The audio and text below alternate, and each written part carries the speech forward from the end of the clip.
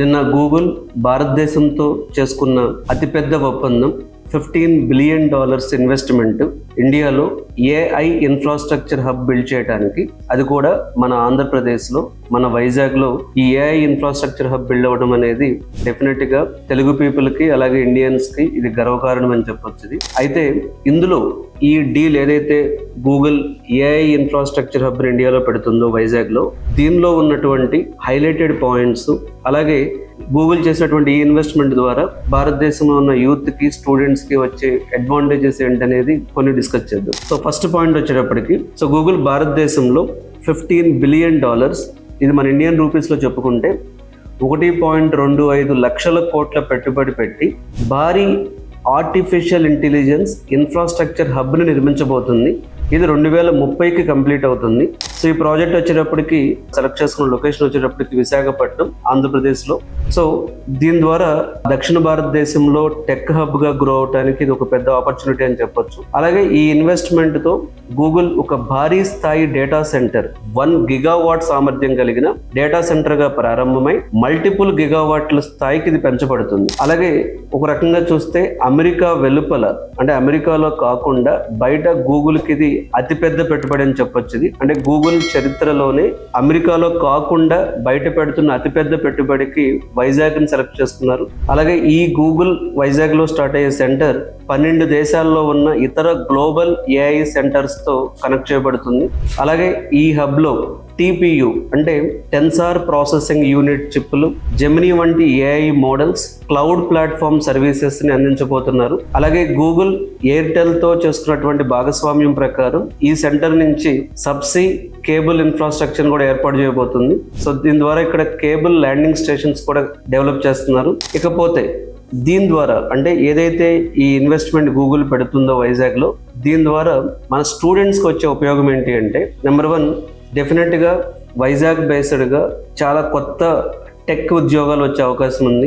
Especially data సెంటర్స్లో work చేసే employees కానీ, సాఫ్ట్వేర్ డెవలప్మెంట్లో కానీ, సైబర్ సెక్యూరిటీ కానీ, క్లౌడ్ ఇంజనీరింగ్ కానీ, నెట్వర్క్ మానిటరింగ్ వంటి రంగాల్లో అట్లీస్ట్ 1,00,000 జాబ్స్ వరకు కొత్తగా క్రియేట్ అయ్యే అవకాశం ఉంది వచ్చే 5 సంవత్సరాల్లో.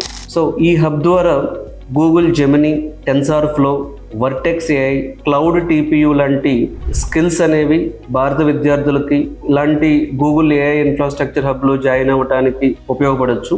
అలాగే AI developers, prompt engineers, data scientist, ML ops engineers వంటి రోల్స్ కూడా కొత్త జాబ్స్ క్రియేట్ అవ్వచ్చు. అలాగే ఇంకొక అడ్వాంటేజ్ వచ్చేటప్పటికి, సో ఇప్పుడు వైజాగ్ని ఏఐ క్యాపిటల్ ఆఫ్ సౌత్ ఏషియాగా ఎదగడానికి ఇది ఒక మంచి అవకాశం.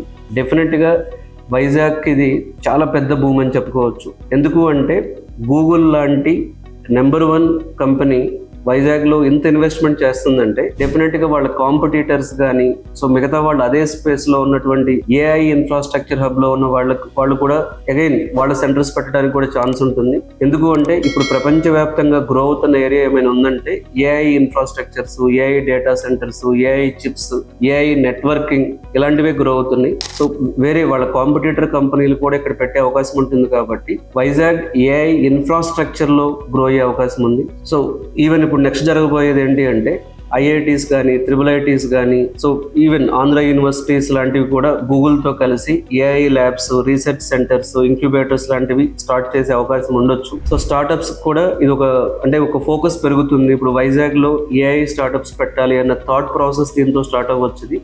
సో గూగుల్ తన జెమినీ మోడల్స్ ట్రైనింగ్లో కూడా భారత ఇంజనీర్లని భాగస్వామ్యం చేస్తుంది. అలాగే భారతదేశం గ్లోబల్ ఏఐ మ్యాప్లో ఈ సెంటర్ ద్వారా రికగ్నిషన్ ఇంకా పెరిగే అవకాశం ఉంది. ఇది కరెక్ట్గా ఉపయోగించుకుంటే వైజాగ్లో ఏఐ ఇన్వెస్ట్మెంట్ చైన్ స్టార్ట్ చేయొచ్చు.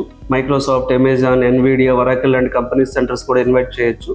ఎందుకు అంటే ప్రొఫెషనల్స్ ఇప్పుడు అక్కడ స్టార్ట్ అవుతారు కాబట్టి, అంటే అక్కడ అదే స్కిల్స్ ఉన్న వాళ్ళు ఎక్కువగా దొరికే అవకాశం ఉంటుంది కాబట్టి. అలాగే డెఫినెట్గా స్టూడెంట్స్ కూడా ఏఐ ఇంటర్న్షిప్ ప్రోగ్రామ్స్ కానీ, హ్యాకథాన్స్ కానీ, రీసెర్చ్ ప్రాజెక్ట్స్ కానీ గూగుల్తో కలిసి క్లోజ్గా వర్క్ చేయడానికి ఒక అవకాశం దొరకొచ్చేది.